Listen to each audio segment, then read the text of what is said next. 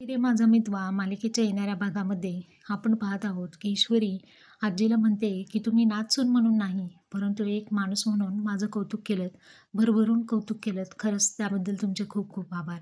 आजी तिला म्हणते, पण एवढं आहे की मी तुला माझे नाचून म्हणून कधीही स्वीकारणार नाही, कारण हे लग्नच माझ्या इच्छेविरुद्ध झालेलं आहे, असं ठणकावून अर्णवची आजी ईश्वरीला सांगते आणि ईश्वरी ढसाढसा रडू लागते. रूममध्ये गेल्यानंतर अर्णव ईश्वरीला समजू लागतो, अगं आजीला आपलं लग्न ॲक्सेप्ट करायला खूप वेळ लागेल, तिचा वेळ तिला दे. ईश्वरी रडत रडत म्हणते, मला नाही वाटत आजी मला ॲक्सेप्ट करतील म्हणून, आणि कसं करतील त्या.